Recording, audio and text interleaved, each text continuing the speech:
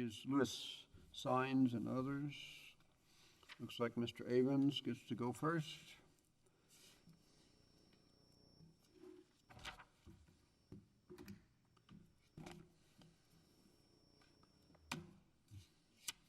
Thank you, Your Honor, and may it please the Court. The District Court's declaratory judgment be reversed for three reasons. First, Gutierrez lacks standing to sue these defendants. In the language of Reed v. Gertz, the judgment will not significantly increase the likelihood that he will obtain access to DNA testing. And Brackeen makes clear that the potential persuasiveness of the judgment is not enough. Second, the CCA issued its authoritative construction of Chapter 64 in 2011, and at that time, he could have pursued a Section 1983 claim. Third, and where I plan to focus my argument today, his claim fails on the merits. The Supreme Court has left slim room for this type of procedural due process claim. Chapter 64 reflects the legislature's judgment that the DNA testing that he seeks would muddy the waters and undermine the state's interests in the finality of its convictions. The restrictions that he challenges are not facially invalid, and that's critical because that's the kind of claim that he's bringing, not an as-applied claim as to his particular facts. So those are the overview of our arguments, and I'd like to start. I know the court asked for... Yeah, I want to find out on that, Brackeen. Your opponent relied quite a bit on it, and we were reversed on the standing point, but I'm sure that your opponent will argue, that doesn't matter. What is your view on how that might matter, or does it? I think Brackeen helps in the sense that it's true that the fact that the state trial court might rely on the judgment is insufficient. That was the basis of what this court said in Brackeen. Well, we might defer to the federal court judgment. We know that's not enough. And I think if Reed hadn't preceded Brackeen by a couple months, we'd say Brackeen is almost dispositive. But I think for us to succeed with our standing argument, we have to sort of get around what Reed said, which Reed allowed a very similar claim. And we think that we can do that for the reasons that we set out in our 28J, and I can just go through those. So in Reed, the court interpreted what the plaintiff was seeking as an order that would eliminate the prosecutor's basis for refusing access to testing.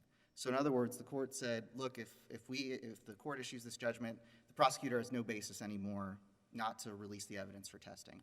But here, we know that that's not the case because of the alternative holdings in the CCA's decisions in 2011 and 2020. So what the court there said was, look, the scheme doesn't allow testing to show punishment-related evidence. But even if it did, he still isn't entitled to testing because the evidence at trial showed that he had the requisite culpable mindset. And so that is a separate... Well, also, Reed, yes, they had to address standing, but the case was about the statute of limitations. It was not focused on that. And it just said you have to show that there would be redressability. That's and right. moved on from there. That wasn't in play there because it was clearly a redressable issue. Whereas here, there's a question about whether there is redressability. Even if all of the stuff that they have was tested and his fingers weren't on it or whatever, would that mean he could not have received the death penalty? Right.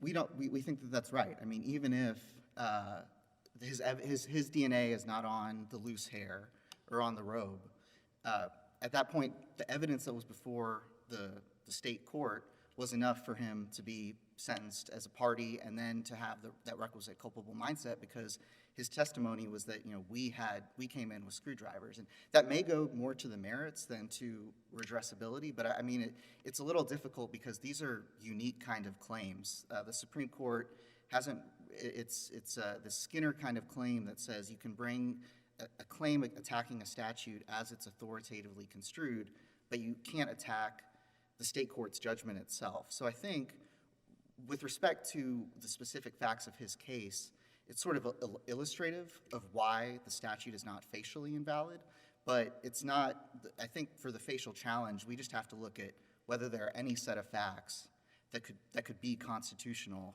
in terms of the application of the subsequent. Well, there's a lot of crimes where the DNA wouldn't matter. That's right. If you committed something online, if you did a child porn online, how is the DNA going to show anything? That's right. So I guess I'm just trying to understand, I mean, what is your best argument on so you're saying because DNA might not matter in some cases, his case doesn't matter, but it could matter if it would have affected him. If this was a rape and they had the, X and Y, and never tested it, that would seem to matter, wouldn't it?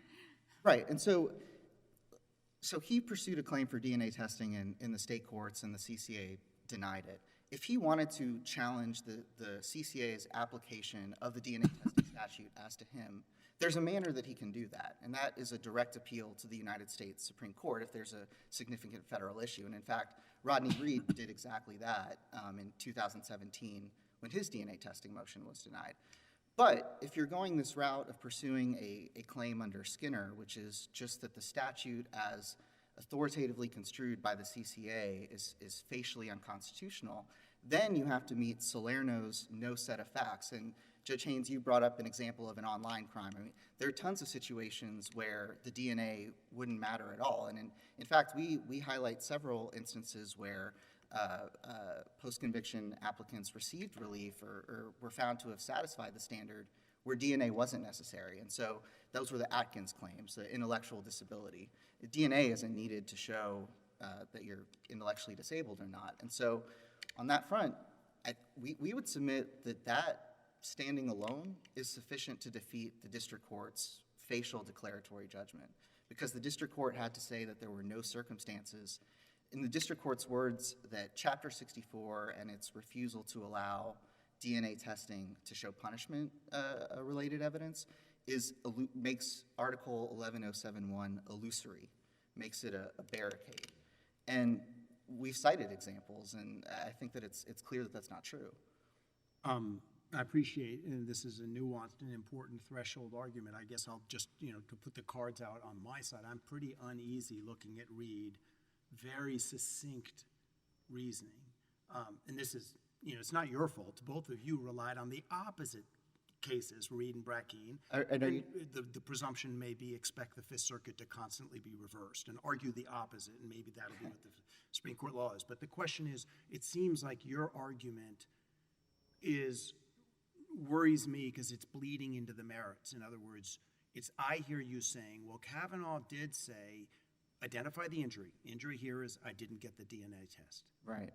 And the answer is, well, if we look to the merits, it doesn't matter.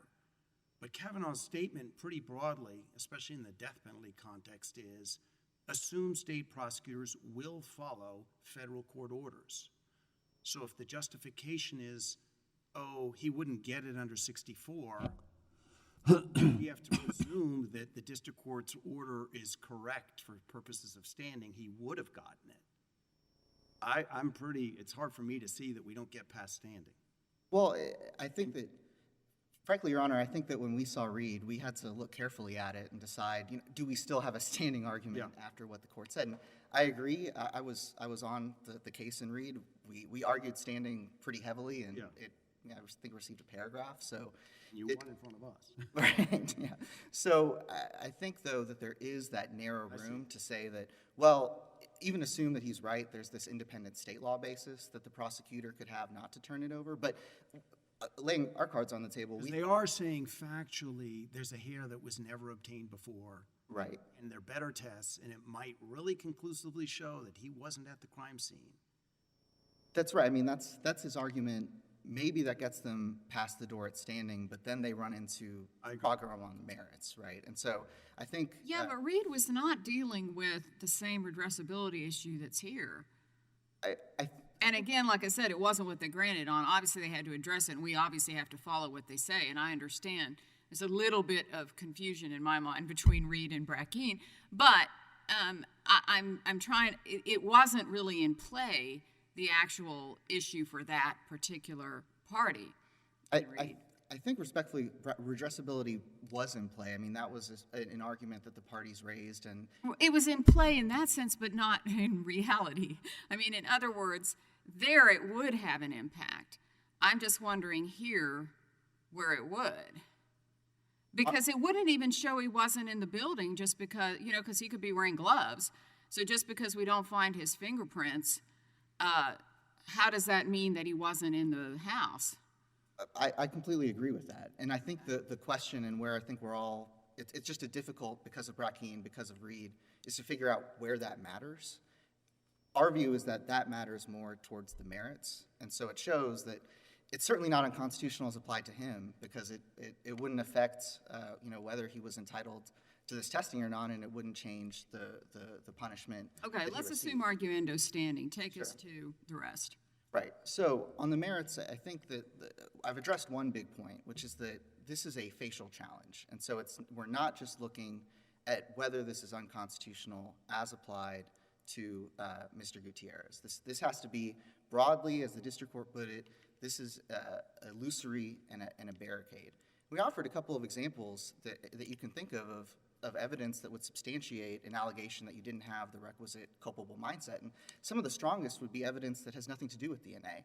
So for example, in the Murphy case that we cite in our reply, recanting witnesses might be really crucial. So in other words, and just to use Mr. Gutierrez's situation as an example, if his co-conspirators, you know, came back with affidavits that said he wasn't in the house, and of course he hasn't done that, but if he were to come forward with that kind of evidence, that would at least help show, okay, maybe he didn't have the requisite culpable mindset. Edmund, from 1982, is the landmark Supreme Court case about what mental mindset you have to have, and there he was just the getaway driver, right? And so if he could come up with evidence of that nature, maybe that would matter. But the problem is he can't redo the state court trial, which had the evidence in the record that he had three confessions. The second one says we planned the ripoff. The third one said we brought in screwdrivers. He was in the house. So we can't undo that mix. In fact, the CCA has said in the context of actual innocence claims that there's three types of evidence that could really matter. Physical evidence, scientific evidence, and then eyewitness statements. And Chapter 64 doesn't prevent an applicant from bringing forward any of that kind of evidence to show that he didn't have the requisite culpable mindset. Where do you think the district court made its error in perceiving a stark conflict between 64 and Article 11? And the other way of asking that is, what is the interplay between the two? There really doesn't seem to be much of an interplay. I mean, I suppose that something in chapter, if you obtain DNA evidence, that could help you show, that could help you meet your burden under Article 11071. I think the district court's error was that it didn't follow what it did with respect to Mr. Gutierrez's claim about the preponderance of the evidence standard. So when the district court analyzed the preponderance of the evidence standard, the court noted all the things that I've just talked about. This is a facial challenge. There's no substantive due process right. It's not impossible. It just might be difficult. And those were all of the same sorts of factors that the court should have looked at with respect to what the district court perceived as the impermissible barricade that Article 64 represented. The other error is it, in a simple form, am I correct? It's that it's an illusory right, because if the reduced standard of proof gets you testing that can't reach the higher standard of proof, is that the essence of her? Of the district court's reasoning? I think the district court's reasoning, and again, it was sort of the last 4 pages of the opinion, was that if someone wants to show that they are actually innocent of the death penalty, or that they couldn't have met the standard to show they had the culpable mindset, the only way that they can do that is through DNA evidence. And I think that is the crucial error that the district court made. The district court said only a few defendants can do this. Now, first, if only a few defendants can do it, then some defendants can do it, which means that the statute isn't facially unconstitutional.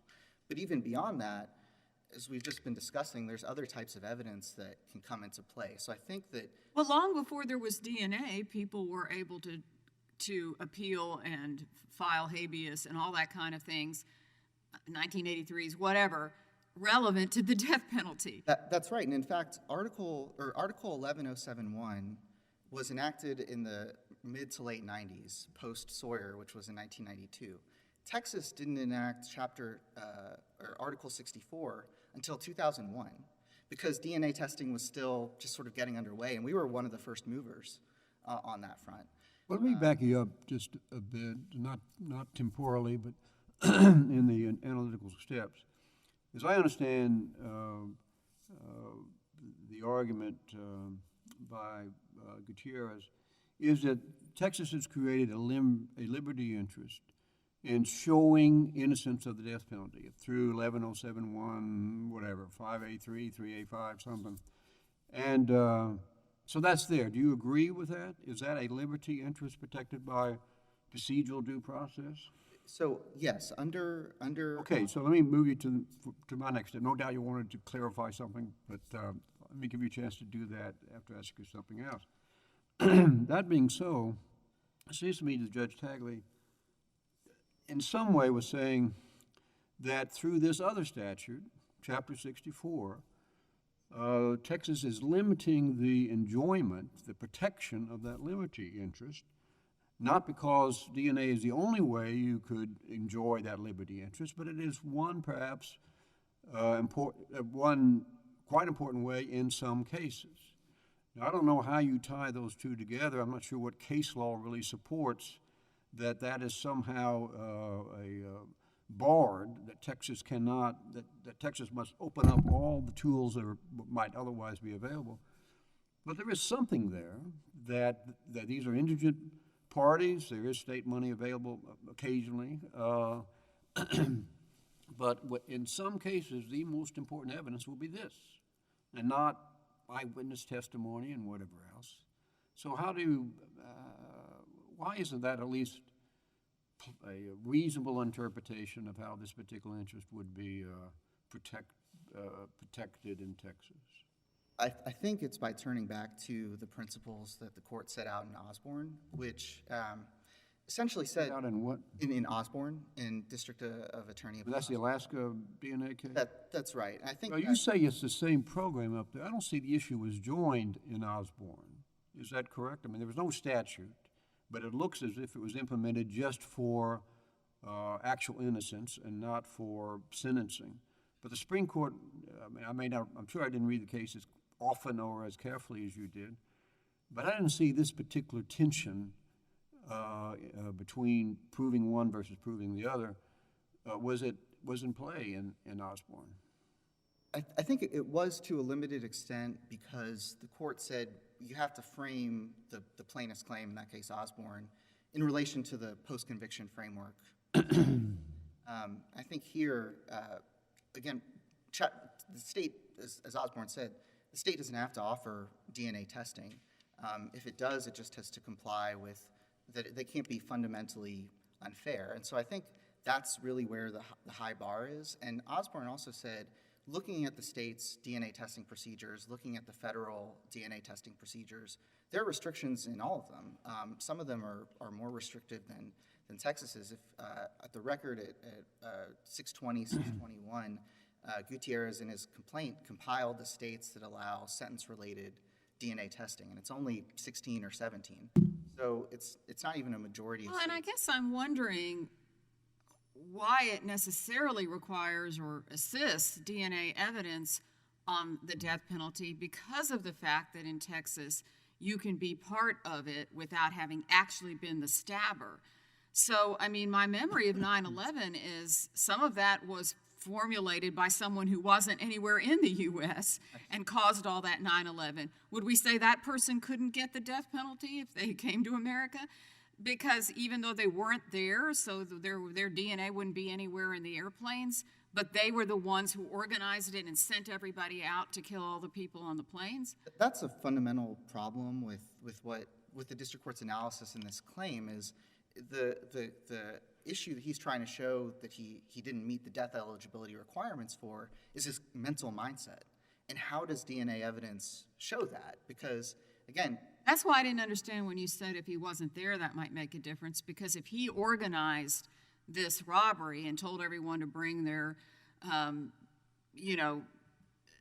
whatever it was, their knives to come and attack the lady if she was there and kill her, then why isn't that enough? No, I mean, I think that's right. There are all sorts of problems with trying to use DNA evidence to undermine a mental state. And so, Judge Southwick, maybe also going to your question, I think that the legislature, Osborne gave the state legislators, pretty wide room to structure their DNA testing framework and to structure their post-conviction framework. And so I don't know that the state has to achieve perfection in every case, that everyone has every available source of discovery to them.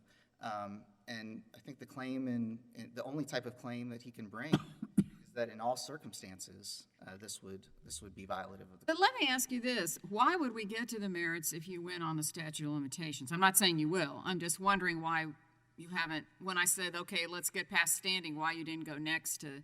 Oh, sure. Because isn't that the next item we have to look at before we get to the merits? Well, I don't think so necessarily, because statute of limitations isn't jurisdictional. No, but. So I think the court could, and sure. I mean, we haven't foregone. I'm not trying to forego our statute of limitations argument. I think that Reed doesn't foreclose it. I think probably just our strongest argument at this point is just this isn't a facially invalid scheme. There's nothing irreconcilable. Do you not want to address the statute? Oh, no, I'm happy to. Please do. So, Just want to understand it. Sure. So the claim that the plaintiff brought in Reed, as we've been discussing, or in here, is a claim that the statute is violative of the Constitution as authoritatively construed. And so the question is, when can you bring that authoritative construction claim? And here, in 2011, the CCA said, look, Chapter 64 doesn't allow this kind of testing. At that point, Mr. Gutierrez unquestionably could have gone to a federal district court and said, this scheme is unconstitutional under Skinner, and I want a declaratory judgment that this is improper. And then he could have used that declaratory judgment if he had won, and the next time that he wanted DNA testing, he would have been able to use that instead of where we are now, which is kind of continuous parallel proceedings in state and federal court. What's the best case and test to determine distinctness or sameness? Or another way to ask that would be, what's your limiting principle for what you said? In other words, the district court, in its short analysis, to my memory, no case authority, there's been a legal change. Right. And that justifies the later request. Right. The no-fault provision that was used against him. Right. But then Gutierrez is adding to that, saying, plus I have new biological material. Right. So, again, the question that would be helpful to me on this is, we know what the accrual moment is from Reed, but surely someone can bring another request for DNA if they have changed facts and the law has changed? Sure, and they can do that under state law. So I think the best cases, we cite two in our brief, Whitaker, which is about substantial changes to method of execution claims, and then Hearn, which is about a continuous requirement to register as a sex offender. And so the idea is every year that you register, that's not a new accrual. And to your question about what is the limiting principle, I think the limiting principle is if the CCA, just in the words of Whitaker, substantially changed its analysis, right? So if instead of denying it on one basis, the CCA issued an entirely different construction, then you can bring that type of authoritative construction claim at that point. But here, it's just the claim is exactly the same. In fact, in 2020, the CCA just block quoted its reasoning from 2011. So nothing had really changed, and there's been no explanation of why he couldn't have brought the exact same claim that he did in 2019 in 2011. So that's our statute of limitations argument. And Reed was just about whether the claim accrued at the start when the trial court denied it or when it went through the appellate process. And now we know it's the end of the appellate process. Reed didn't address the separate question of if the authoritative construction of the statute hasn't changed at all, why would there be a new accrual period from that point? And so those are the three bases that we think the court should reverse the district court's declaratory judgment. Well, with a minute left, I guess, did I read in the record that at moment, sort of briefly, there was an order to give him DNA testing, but that was withdrawn? I believe that that's right. And I don't know much beyond that. I think it may have been a clerical error, in a state trial court. But I'm not sure about that. Although I think just going back to that point, maybe some error aside, in general, we trust the state trial courts to faithfully and competently administer schemes, and I think that's where most of these, Skinner channels most of these claims through state courts as opposed to federal courts. Thank you, counsel. Thank you.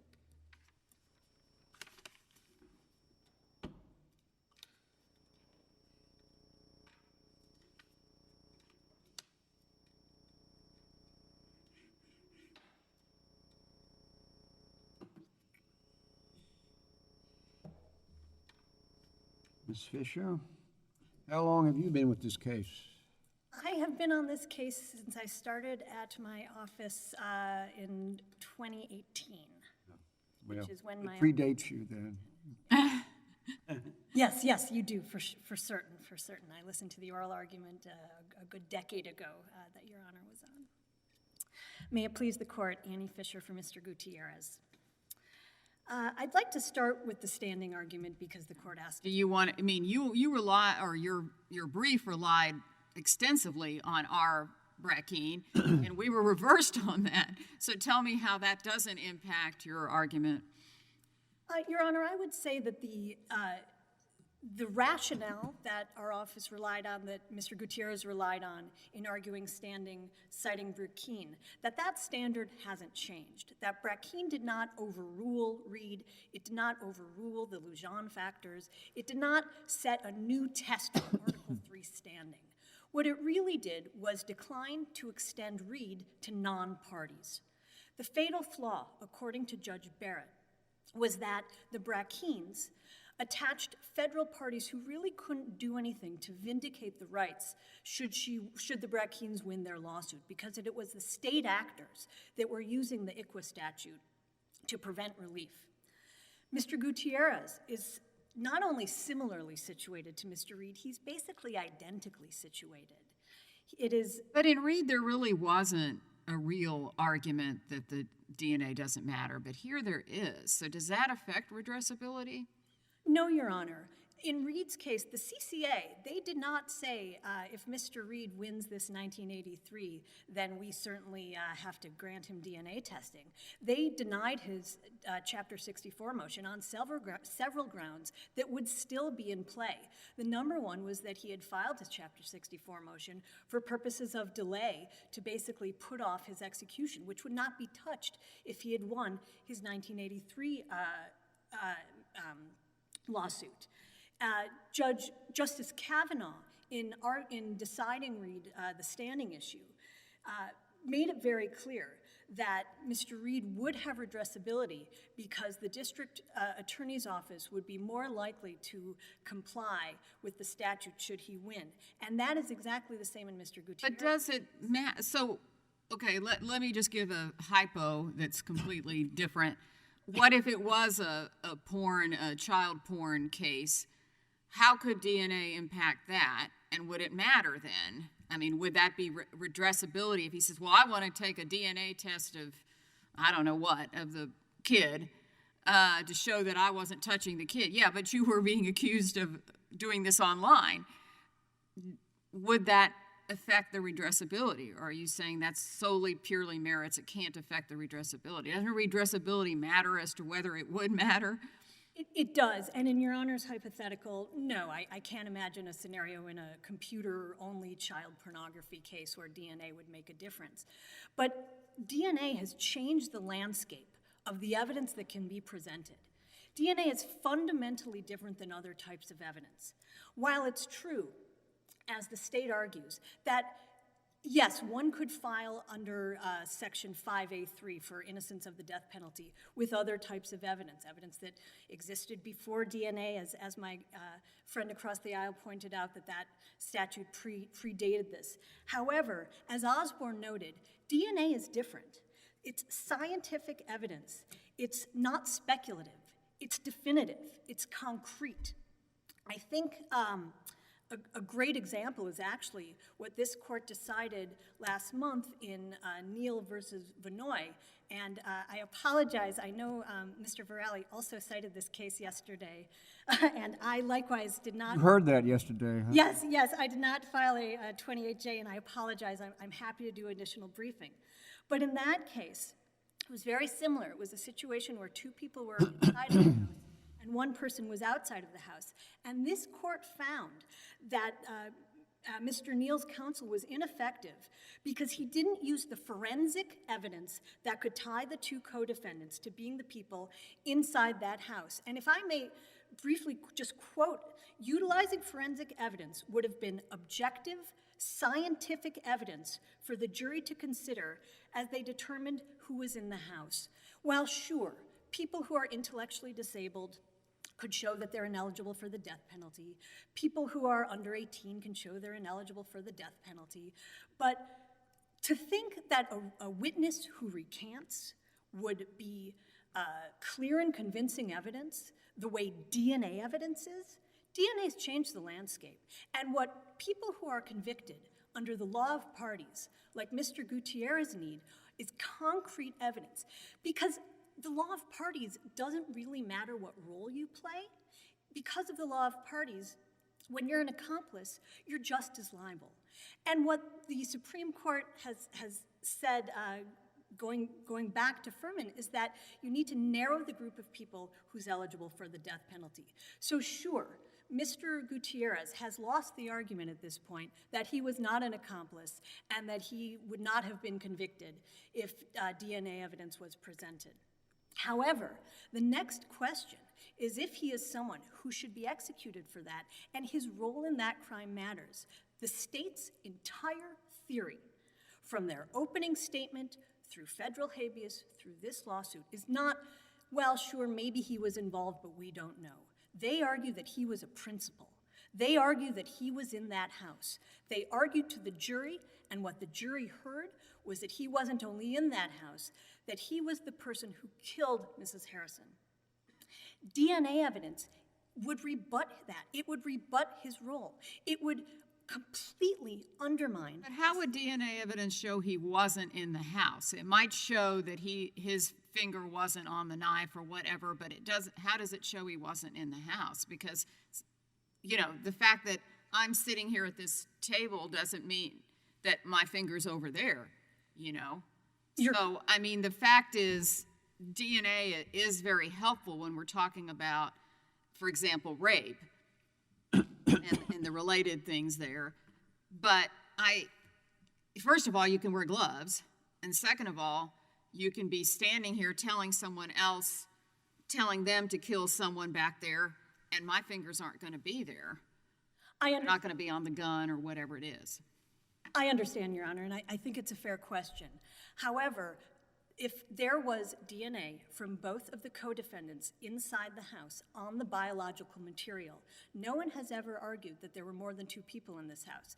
In fact, there are a few things that everyone basically agrees on in this situation, in this case, which is that there were two people inside of the house, there was at least one person outside of the house, and that there was biological material collected that could definitively show, I'll leave out the word definitively, but that would be likely to show who is the person who killed Mrs. Harrison. It was... Sorry, I'm just going to interrupt. Where are we in the argument now? This is very helpful, but we're still at the standing argument? Okay. I've pivoted to answer Judge Haynes' question. I know. And I appreciate that. I think I can keep it in my head, but if I could go right back to where you were before you got the questions that have taken us down this route. Sure. The last remark you said that I was interested in hearing your answer was that Gutierrez is in an identical position to Reed in terms of standing. Could you explain that? Yes, Your Honor. So much like Mr. Reed, Mr. Gutierrez, the injury he suffered is that he's being denied this DNA that he needs to vindicate the right that Texas has given him. Much like Mr. Reed, he has named as a party to that case the district attorney and the chief of police, which is the same district attorney that, not literally the same district attorney, not the same person, it's out of a different county, Right. of course, but is the district attorney. And it is the district attorney who's causing that injury by denying access by enforcing the statute. I think I understand. So that is identical to the Kavanaugh very tight paragraph. Correct, exactly. I mean, you could take that Kavanaugh paragraph and basically substitute the name Gutierrez. I understand. You can go ahead. All right. To get back to Judge Haynes' question, and if I'm Not answering it, please let me know, Your Honor.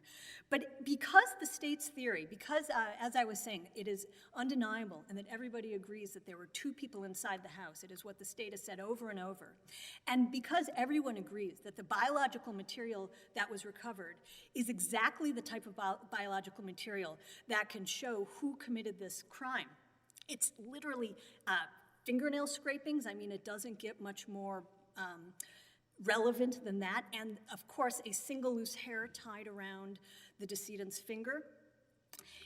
Even the CCA, in denying Mr. Gutierrez's Chapter 64 under the current statute, even the CCA said that if that DNA under the fingernail scrapings came back to Pedro Gracia, one of the co-defendants, this was assuming that Rene Garcia, the other co-defendant, was also in the house. If Rene Garcia and Pedro Gracia's DNA came back on that biological material, that could be helpful for Mr. Gutierrez. And they were saying that, arguing it under the current statute, not even arguing that it would show that he's innocent of the death penalty. They just found that situation implausible. But if two people's DNA, other than Mr. Gutierrez, was in that biological material, no reasonable juror would find that he killed, he attempted to kill, or that he could anticipate that someone would be killed, which is the statute. How is that so? I mean, you were taking me down the path, and at that point, why can't he be the one to order it? We want the $600,000, go kill that I'm going to sit out here in the car, you go in there and kill that lady if she won't give you the $600,000. Your Honor, there's no evidence that was admitted at trial to show that Mr. Gutierrez ordered this, other than a statement that he made in one of three statements these statements were contradictory. There is no other evidence to support that. I would also add that this, to the extent one would credit the statement that he planned this, that statement clearly describes that what was planned was an attempt to commit a burglary when no one was home. I know Your Honor was giving a hypothetical, but I just need to say, if there were no knives or anything. No, it's a screwdriver, but okay. Well, Concept. they were looking for money. This wasn't a plan to lure. But a screwdriver can kill, obviously did. So I'm sorry, I shouldn't have said knife, I should have said screwdriver, but either one can kill and did. I would argue that the difference is if one is planning to open drawers and open cabinets and lure someone out so no one is home, this entire crime was designed to take place in an empty house. And having the state's, if a jury were to hear this, after being promised by the prosecutor that not only was Mr. Gutierrez in that home, but he had committed the murder, and then they learned that DNA actually showed that two other people were in that home, and that this line that he allegedly planned this ripoff, a statement that, I know this isn't at issue here, but that Mr. Gutierrez has challenged and contested since before his trial even began. But should a jury credit that, and I know we're talking about that here, after the state's case fell apart, there's no reason that they would believe that a crime that was intended to be in an unoccupied structure, luring someone out, and I don't mean to get hung up on the fact. But I mean, all of that evidence can and was presented in the original trial. I mean, the notion that, well, we were just there to rob, we weren't there to kill, la, la, la, all of that's already out there. That's not DNA. That's just kind of how you try to win a death penalty case. It's to say, oh my gosh, I mean, I had a screwdriver in my pocket and I just ended up, oh my heck, this lady coming after me. And it was just an immediate response. That may not be a murder. That may be a manslaughter, la, la, la, la, la. So I'm trying to understand why that has suddenly changed. What would be different is Your Honor has to remember that this case was argued with Mr. Gutierrez in the house as a principal. And so the state's credibility and their theory of the crime would no longer hold water. But this is an as-applied argument, isn't it? No, Your Honor, this is a facially, we are challenging Chapter 64 on its face for being irreconcilable with the right given in 5A3 of Article 11. And so what we are saying, which I understand, Your Honors understand because you've said it back to us, but that the idea is that Texas has given this right to argue that you're innocent of the death penalty, but they haven't given access to the evidence that a person tried under the law of parties like Mr. Gutierrez would need to vindicate that right. But, okay, I must That was the argument that was available in 2011, wasn't it? What is different about that package? So what has changed since 2011 is that the reasons that Mr. Gutierrez was denied testing was not simply that he was, that exculpatory results would show that he didn't commit the crime. He was denied initially for four reasons. The first was that there was the at-fault procedure in the And statute. that's gone, and that would be, but the others were independent grounds, correct? Yes, Your Honor, but those have also changed. The court in the CCA focused a lot on the fact that this single loose hair, which would be very probative, according to the state's own medical examiner, it aside from the fingernail scrapings, might be the most probative evidence, that they represented that single loose hair, it was no bad faith. I'm not trying to say it was bad faith, but that it didn't get collected or I don't know if it got lost. It didn't exist for whatever reason. We're not arguing bad faith. No one was arguing bad faith then.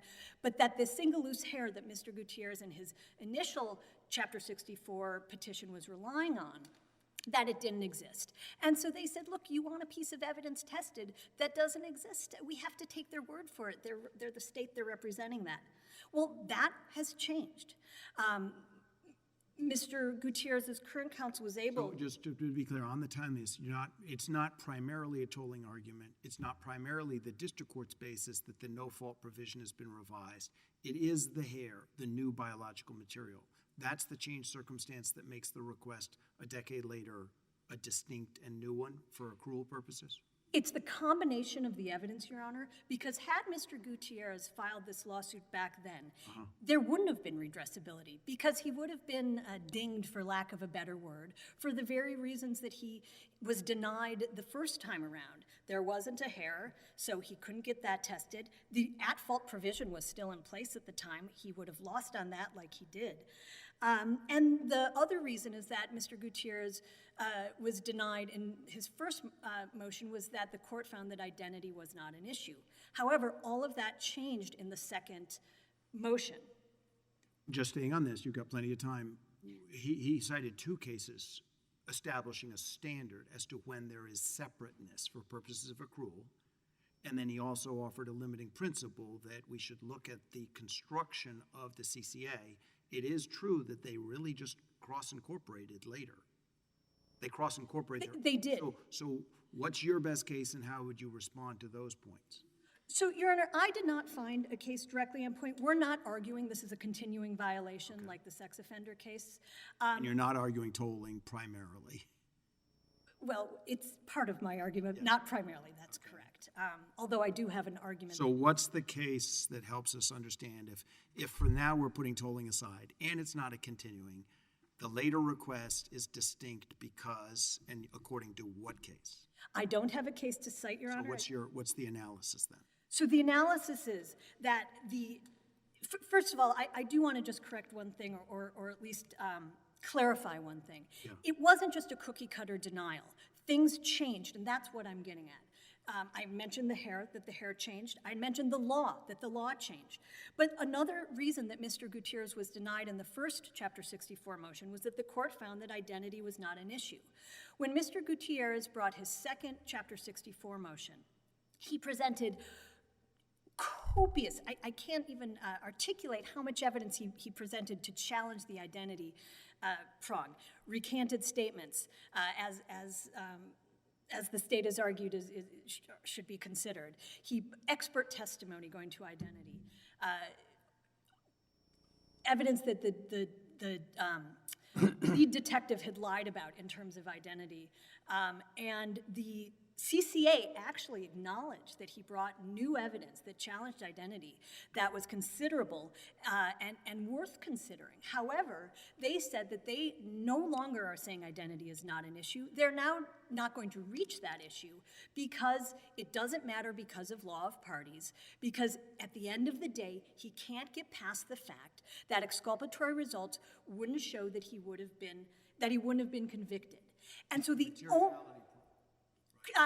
yes, correct. He hasn't shown by preponderance that it would be material to any of the state's, what I think of as aggravators, eligibility Is that No, I'm not saying that part. I'm not saying I'm sorry, Your Honor. I'm not saying that it went to sentencing. I'm saying that the reasons in Mr. Gutierrez's second petition, Chapter 64 motion, that he was denied rested on a single issue, and that was that he couldn't show that he wouldn't have been convicted because it only went to actual innocence. It didn't go to innocence of the death penalty. That was the thrust of their argument. The other three reasons for denying their case were no longer present. So when Mr. Gutierrez is, in terms of statute of limitations, he was in an entirely different position because now, should he win his 1983, it would show that the only thing standing in his way is no longer in his way. It would affect the redressability. I hope that answers Your Honor's question. Yes, please. As I had argued, DNA changes the landscape, and so the fact that people can bring challenges under 5A3 is not the issue. As the Supreme Court said in Osborne, when the procedures are fundamentally unfair to vindicate the right, that right may beget new rights that a court has to acknowledge. I think a helpful case to look at is the case that actually Judge Togley cited for this principle, which is Griffin versus Illinois, which is a Supreme Court case. In that case, the Supreme Court recognized that the state of Illinois gave a right to people convicted of crimes to a direct appeal. That was a right they choose to give. However, the state of Illinois also decided to give a right to a free copy of the trial transcript only in two circumstances. They decided to give it in the circumstances they probably felt were most important, to people who were sentenced to death and to people who had a constitutional were challenging their conviction based on a constitutional violation. What the Supreme Court found was that even though, yes, some people could access that statute if they needed to, if you were convicted of a crime that wasn't a capital crime and you wanted to challenge your conviction based on for a non-constitutional reason, you didn't have access to vindicate the right that they gave you. It made that right meaningless. And that what the Supreme Court said was to reconcile that, you need to reconcile those statutes in a way that give meaning to the right that Texas has chosen to give. Texas wants people to be able to argue that they're innocent of the death penalty because they've extended that right to them. Griffin versus Illinois, Judge Tagley's argument, and your use of it is certainly reasonable. Let me go back to Osborne just a minute.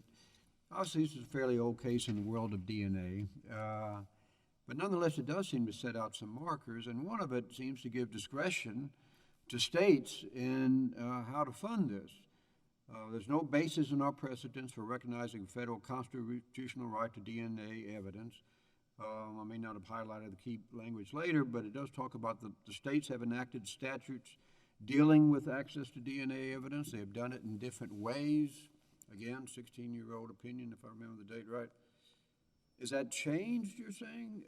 That this sort of flexibility of the states in working through when it's going to be available, when it's not, paid for by the state, when it's going to be available, when it's not. Are you saying the rules of the road have changed, or are you making Osborne, you think it's directly applicable and helpful to you? I don't think it's changed, Your Honor. You know, Osborne is interesting because it was only analyzing the statute on to decide if the procedures within the statute were adequate to vindicate the right that Mr. Osborne wanted to vindicate. I don't think it matters, but wasn't Osborne actually not a statute, but some other procedure established by the state? In Osborne, Your Honor? Yes, Osborne was actually not a DNA statute. The Alaska statute in Osborne that was at issue was actually similar to 5A3. It was about filing a subsequent habeas petition. So return to Osborne. Why Yes. isn't, I mean, I read that as saying that these rights are important, they're being recognized by the states in different ways, and there was no suggestion to me that they need to be nationwide federal standard on when it's available. So perhaps you're relying on the liberty interest arising under 11071 that creates it. But I wouldn't be surprised if there weren't similar statutes in Alaska at the time, but again, not at issue. Proceed. Yes, Your Honor. You know, I would say that, you know, states do have the right to choose what right they want to extend to people convicted of crimes in their state. Texas has chosen to extend the right to file a second or subsequent habeas petition to show that you're innocent of the death penalty. Osborne explicitly says that federal courts can upset post-conviction relief procedures if they are not adequate to vindicate the rights that a state gets. So Osborne stands for the principle. I would argue that Osborne actually supports Mr. Gutierrez's case, because Osborne stands for the principle that a federal court absolutely, it's your role, because of the liberty interest, and we seem to both agree, thank goodness, that there's a liberty interest in arguing that one shouldn't be executed, that the death penalty was not the appropriate limiting, that the death penalty is not appropriate when limiting who should get it. But when you bring up a right to show innocence in a death penalty case, Yes, Your Honor. I may be misunderstanding. I thought Texas then had put in subsection 73 to harmonize with Chapter 64 in the context of a possibly innocent person. Your Honor, I have to be candid. I'm not certain what you're referring to. Maybe and it is in the briefs. Maybe that's a complete misunderstanding. Well, you're speaking to the stark conflict you're embracing from the district court is that they have a right to show innocence in a death penalty context, but 64 has irrationally taken some of that away, and it has why. Yeah, you know, and I wouldn't even say irrationally. I think probably it was well-intended, but because of the law of parties, it's not adequate to vindicate the right. The procedure's simply not adequate. It's not fundamentally fair. And this is an evolving area. You know, The law of parties. the law of... The burden of persuasion and the burden of proofs that are different in 64 and Article 11. That's correct. Applied specifically because of the law of parties. The law of parties is what really complicates this. Because if you didn't have the law of parties, this idea of what role somebody played, were they inside, did they actually kill someone, did they anticipate someone would be killed? Because of the law of parties, Mr. Gutierrez can be guilty of capital murder, whether he's an accomplice or a principal. So arguing that he didn't actually kill her wouldn't be relevant to go to what Chapter 64 covers. And as this... I mean, so the problem to me is the notion that the district court had that, well, if you don't have DNA evidence, you're only talking about getting the death penalty, not about being found guilty. Obviously, under 64, you can get DNA to not be found guilty. But if you're talking about just not getting the death penalty, the notion that you have to have DNA evidence for that, how can you sustain that when, like I said, the death penalty's been around for centuries, the DNA has been around for a couple of decades? I totally get it. I would say that Judge Togley was not arguing, or at the very least, we are not arguing today, that DNA is the only way to vindicate that right. However, it is the way that Mr. Gutierrez and people like him, especially those convicted under the law of parties, need to vindicate that right. And as I had mentioned before, this is different. It's not that right, and this is where I think the Griffin case is really helpful, because Illinois, they chose who should get to get free transcripts. It was what they felt was the most important. But the Supreme Court in that case said, look, you've given this right. You need to give people the access to what they need to vindicate that right. And while not everyone will need DNA, the child pornographer will not need DNA. But people convicted under the law of parties today, that's a right that they need, and that this court has every right to review those procedures to decide if they're fundamentally unfair. It is a new and evolving area. There's not a case I can point to that says this is directly on point. They've already decided this. But it is, I would argue it's more than fair for Mr. Gutierrez to ask this court to consider that the evidence he needs, it's not speculative. It's not, with all due respect to my friends across the aisle, it's not a witness recantation. I can't imagine coming here. Well, it kind of is, because he's completely trying to change the entirety of the case, which was that there was these two people inside and one person out, and he was one of the two and all of that. Well, I mean, maybe all three were in there. Maybe this, maybe that. I mean, it's sort of totally changing the case as opposed to And that seems to me to go more to his innocence than it does to this notion of, well, I can be found guilty of capital murder, but just not the death penalty. Your Honor, I would argue it's quite the opposite. He's trying to take the case that the state presented and show that if the jury had heard the DNA evidence showing that what they said happened, the two people, they didn't say what Your Honor said. They argued, and they have argued from day one till today, that he was a principal in that case. I don't mean literally here today up at the podium, but in their briefing, that he was a principal in this case. And our position is simply that the jury should hear the DNA evidence that was collected, that is not speculative, that is scientific, that would show that he was not in that house, and that we would ask this court to affirm the lower court's ruling, to find these statutes are irreconcilable and that they do not provide the procedures needed to vindicate the right Texas has given, and we'd ask you to affirm the lower court. I'm not urging you to do this. This is our only case of the morning. You were asked quite a few questions. Is there something you didn't cover that you want to? I'll give you a couple minutes. Oh, that's very kind, Your Honor. Again, it doesn't have to be accepted. I think I covered it all, Your Honors. Thank you. Put Thank me you, to the Counsel. test, and I hope I addressed all of your concerns. Thank you very much.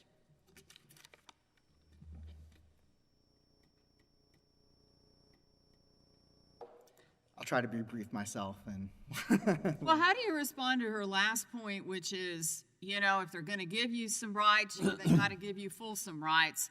And given all of that she's saying, you know, if he wasn't in the house and blah, blah, blah, maybe the jury would have found him guilty, but not of the death penalty. How do you respond to that?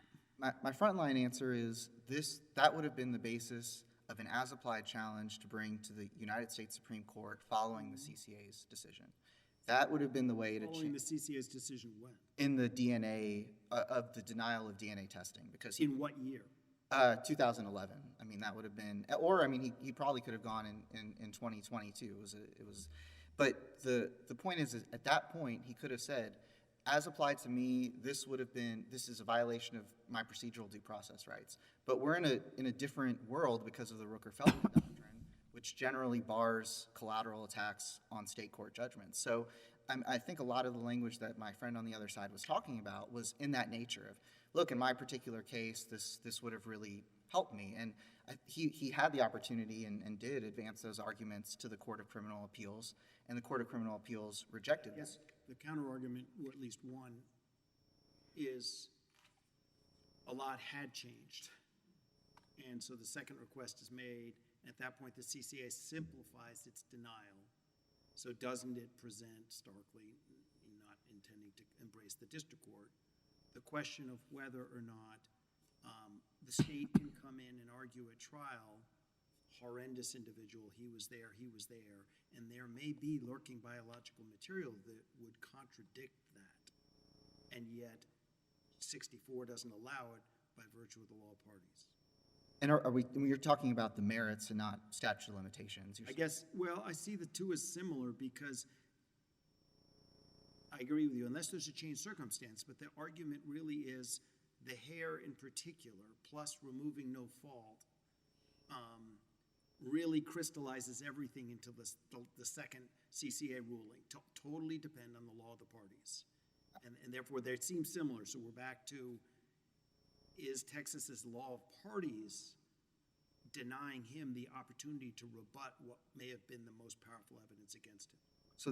So the law of the parties, I think it's an important issue in this case, and it actually was the argument that Gutierrez seemed to advance in the district court, but it's not the argument that he's advanced in his briefing in this court. Not in the briefing, but then at the podium it was more central.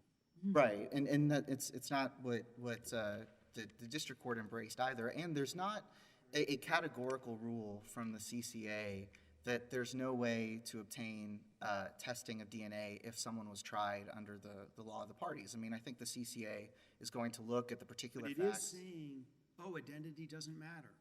And I guess the simple question to you is, what if the government makes identity its most powerful argument to execute?